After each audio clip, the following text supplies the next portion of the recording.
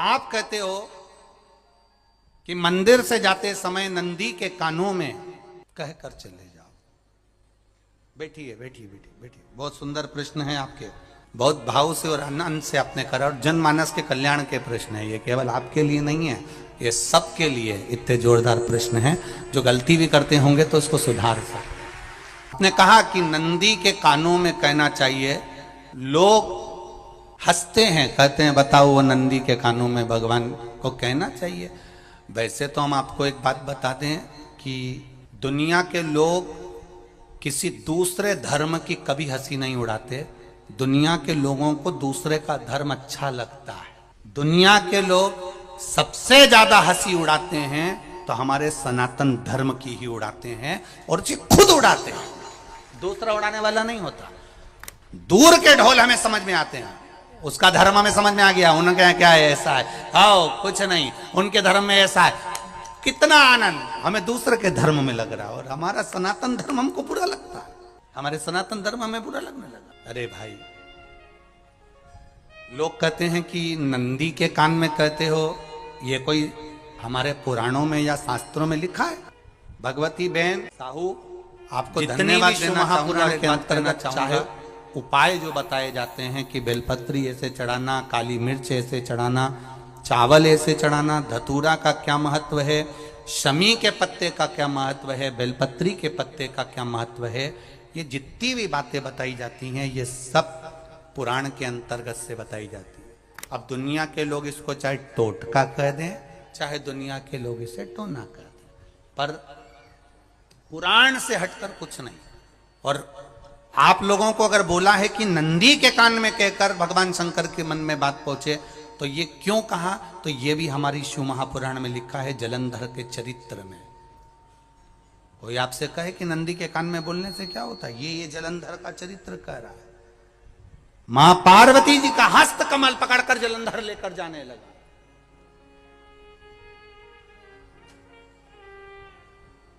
वृंदा का पति लेकर जा रहा। वृंदा तो भगवान की भक्ति में लीन रहती थी, उसको तो जलंधर को सबसे ज्यादा तकलीफ थी नारायण से, पर शिव के पास आ गया, क्योंकि ईर्षा प्रवृत्ति, अभी कथा में कहा, कोई कोई ऐसा होता है जिसको तुमसे बेर नहीं होता तो भी अंदर से ईर्षा जाग जाती है। कोई कोई ऐसा होगा जिसको अंदर से ईर्षा जागती है, अपने आप अंदर से ईर्षा जागती है, उसका कोई बेर नहीं, और ईर्षा जाग भीतर से ईर्षा जागा। ना आप उससे मिले हो, ना कभी वो आप उसके सामने बैठे हो। कई लोग किसी ना किसी की बुराई करते हैं तो हम लोग पूछ भी लेते हैं, क्यों साहब उनसे मिलकर आए हो क्या तुम? कभी नहीं मिल किया है, कभी उनका सामना हुआ नहीं हुआ, तो फिर बुराई क्यों कर रहा? एक ने कर दी थी इसलिए हमारे ध्यान में था तो हमने भी कर दी। लो, वो कुआं में डूब के मरेगा तो तू भी मरेगा का?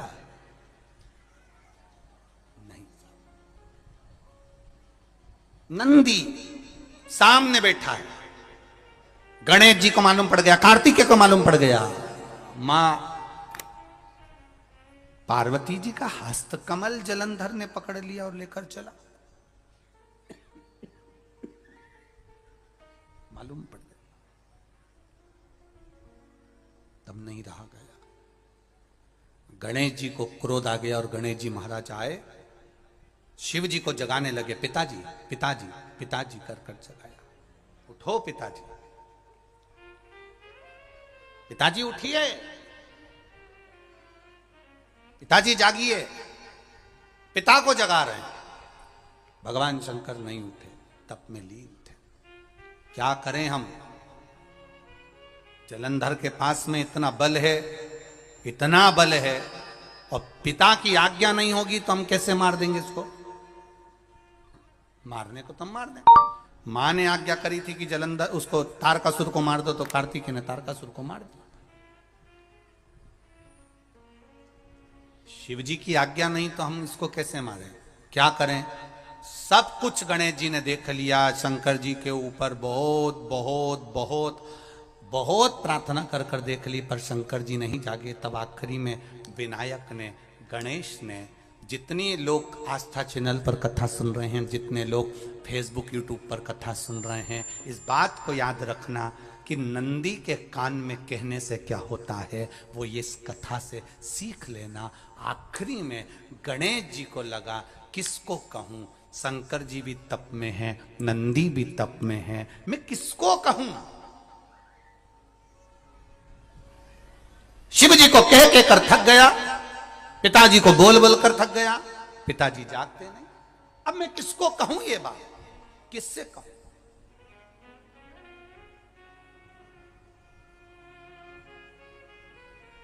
विनायक गए सीधे अब नंदी के पास में। नंदी भी तप में लीन थे, शंकर जी की ओर मुख था, शंकर जी की ओर मुख था। गए और जाकर तुरंत विनायक ने नंदी के कानों में जाकर कहा, नंदीश्वर, मैया का हाथ पकड़कर जलंधर लेकर जा रहा है, पिताजी तप में लीन है, कृपा करिए ना। बस केवल नंदी के कान में कहा, गणेश जी दूर हट गए। नंदी के कान में कहा, शंकर जी के नेत्र खुल गए, शिव जी के नेत्र खुले।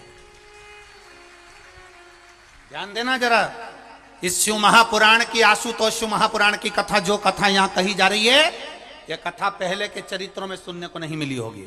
जरा ध्यान देना इस संवाद पर, जितने लोग आस्था चैनल पर, जितने फेसबुक यूट्यूब पर सुन रहे हैं।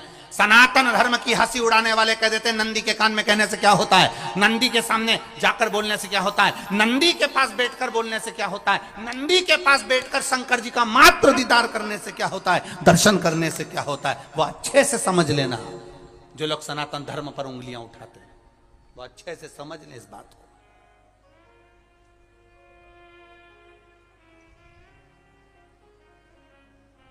क्या होता है, नंदी तप में लीन, शिवजी तप में लीन, शिव नहीं उठ रहे। विनायक ने नंदी के कानों में जाकर कह दिया, नंदी के कान में जाकर कहा, नंदी के नेत्र नहीं खुले। नेत्र किसके खुले, जम के बोलो, महादेव के खुले, शिव जी के खुले। ये मन का तार, नंदी शंकर की आराधना कर रहे थे, शिव अपनी भक्ति में डूबे थे। यहां कहा, यहां पहुंचा, जो दिल में था उस तक बात पहुंच गई। नंदी के दिल में शिव थे, तुम कहे, नंदी ने शंकर तक बात पहुंचा दी। वो सूत्र जो बंधा था दिल से दिल तक का, वो पहुंच गया। वो सूत्र जो दिल से दिल तक बंधा हुआ था, मन से बंधा हुआ था, खबर वहां तक पहुंच गई, खबर पहुंच गई। लुटाइए, ये मौका मिला है आनंद का, दिल से प्रेम लुटाओ। नंदी से कहा, नंदी ने देवादिदेव महादेव से नहीं कहा। केवल नंदी आंख बंद कर बैठे थे, कहते सही भगवान गणेश के शब्द शिव जी तक पहुंच गए। शिव जी के नेत्र खुल गए और उन्होंने जलंधर के पास पहुंचकर पार्वती जी का हस्त कमल छुड़वाया। जरा विचार करिएगा, आप नंदी से कहते हो मेरे महादेव तक बात पहुंच जाती है, आपको केवल नंदी से प्रेम से कहना है, नंदीश्वर मेरे बाबा, ए मेरे बाबा, आप रोज शिव जी को लेकर भ्रमण पर निकलते हो, मुझे बहुत दुख है, आप मेरे दुख को मिटाने के लिए मेरे दरवाजे पर क्यों नहीं आते। नंदीश्वर से कहा, शिव जी तक बात पहुंच जाएगी, शंकर के नेत्र आपके लिए खुल जाएंगे और महादेव आपके यहां खड़ा मिलेगा, मेरा महादेव आपके पास में खड़ा मिलेगा। आशुतोष महापुराण की कथा कहती है, लोग कहते हैं नंदी को कहने से क्या होता है, ये शिव पुराण कह रही है, कहा वहां तक पहुंचा, दिल से दिल का कांटेक्ट। हम कई बार कहे आपको, आप लोगों ने सुना होगा शिव महापुराण में कि बहुत दुख हो जिंदगी का, बहुत दुख तकलीफ, जैसे वो बहन ने लिखा, मेरे कर्जे में लदालूम हो गई, तकलीफ बढ़ गई, शरीर का रोग था, 15-20 साल हो गए, आराम नहीं, बेटे भी व्यसन में डूबने लगे, क्योंकि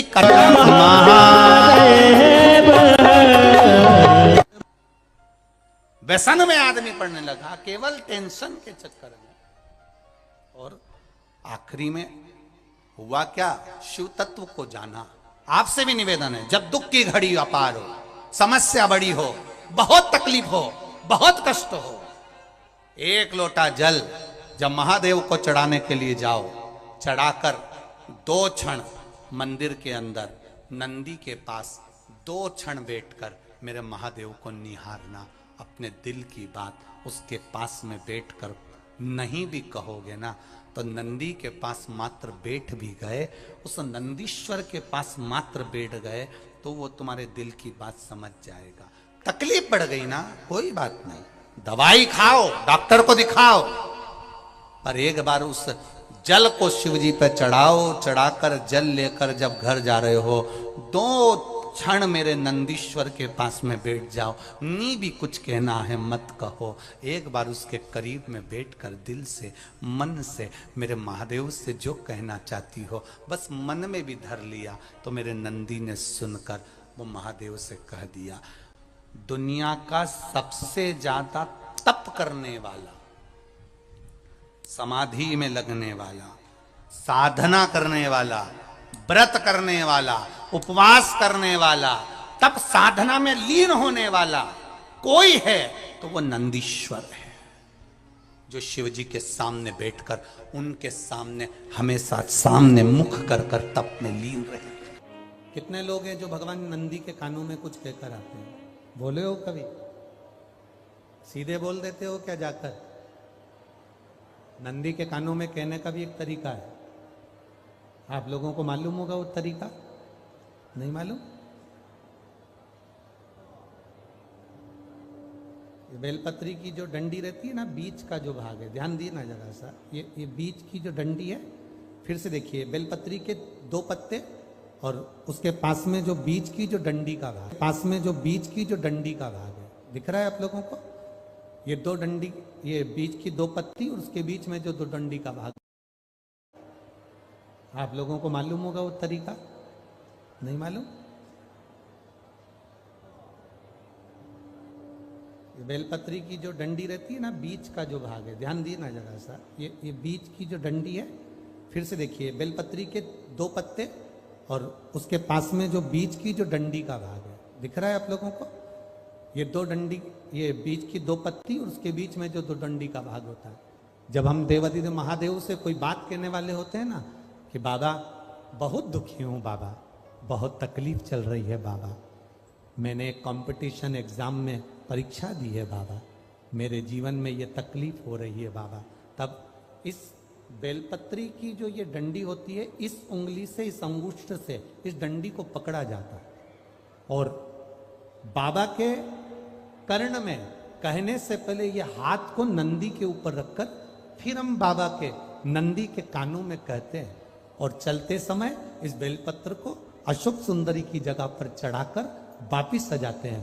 देव अधिदेव महादेव को पार्वती की बात मानना ही पड़ती है और वो कहना ही पड़ता है। ये बेलपत्र की महत्व है। ये जितना फल एक बेलपत्र की पत्ती में, उतना की उतना फल हम आपसे फिर कहेंगे।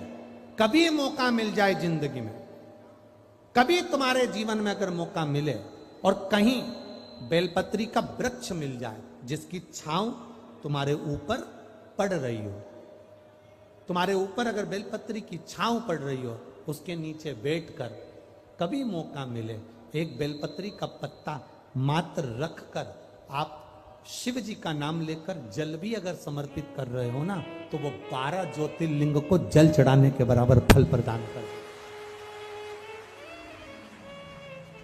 एक बेलपत्री का पत्ता, एक बेलपत्री का वृक्ष, एक बेलपत्री के वृक्ष की छांव हमारे जीवन को कृतार्थ कर देती है, धन्य कर देती है, कृतार्थ। तो जिस जगह पर नंदी मेरे मंदिर के बाहर बैठा रहेगा,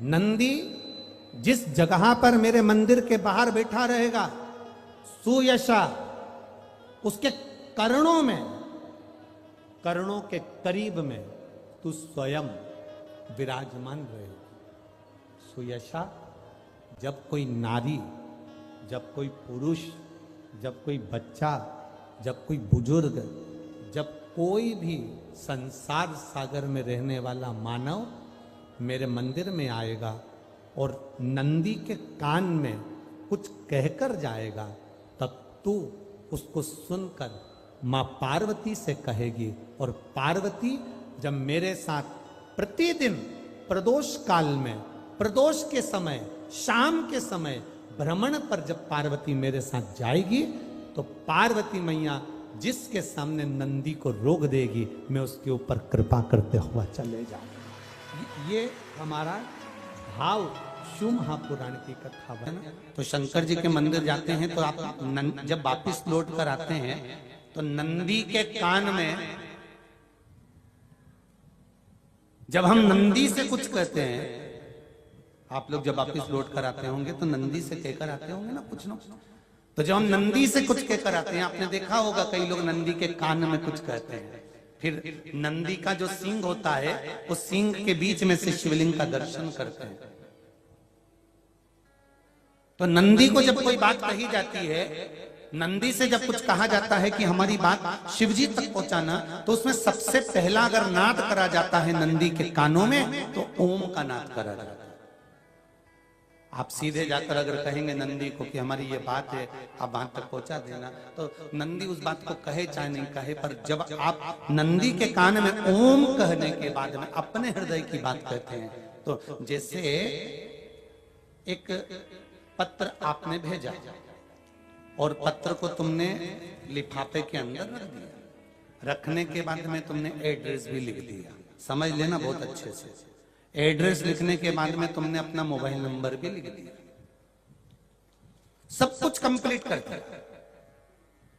अब इस लिफाफे को तुमको भोपाल भेजना है सागर से, और तुमने ले जाकर इस लिफाफे को डाकघर के डब्बे में डाल दिया। लिफाफा जाएगा, जम के बोलिए, एड्रेस पूरा लिखा है, पीछे तुम्हारा नाम भी लिखा है, मोबाइल नंबर भी लिखा है, सब कुछ लिख दिया, पर लिफाफा जाएगा नहीं। क्यों नहीं जाएगा? क्योंकि उस पे टिकट चिपका नहीं है। 15 पैसे का, 10 पैसे का, 25 पैसे का, या 1 रुपए का, या 2 रुपए का, उस पे अगर कोई टिकट चिपका होता, फिर आप उसको डालते तो जाता कि नहीं जाता? चले जाता। ये ओम सनातन धर्म के अंतर्गत जितने भी मंत्र होते हैं, जितने ब्राह्मण मंत्र का उच्चारण करते हैं, जितने ब्राह्मण मंत्र पढ़ते हैं और मंत्र का उच्चारण करते हैं, उसमें ओम का नाद क्यों करते हैं? क्योंकि ये हमारे श्लोकों को, हमारे शब्दों को, हमारे दिल की बात को टिकट का काम कर कर परमात्मा तक पहुंचा देता है। ये ओम अक्षर, ओम शब्द, ओम नाद। कभी कभी बेलपत्र देखना, जब बेलपत्र आप समर्पित करते हैं तो ऊपर वाली जो पत्ती होती है उस पे ओम लिखते हो। कई किसी को लिखते हुए देखा होगा, चंदन से, पीले चंदन से, लाल चंदन से। सबसे मूल 3 पत्तियों में बीच वाली जो पत्ती उस पे ओम लिख दिया, फिर इधर वाली में लिख दिया नमः, इधर वाले में लिख दिया शिवाय। कभी आपने देखा कि इधर वाली पत्ती में ओम लिखा हो, इधर में नमः लिख दिया हो, इधर में शिवाय लिख दिया हो? नहीं, लिखने वाला लिखेगा, क्योंकि जो विद्वान होता है, चतुर होता है, जिसमें विद्वत्ता होती है, वो सबसे ऊपर वाली पत्ती में ही ओम लिखेगा, क्योंकि उसको मालूम है ये ब्रह्मा है, ये विष्णु है और ऊपर शिव है। इन दोनों का समावेश ओम में है, इसलिए वो सबसे पहली पत्ती में ओम ही लिखता है।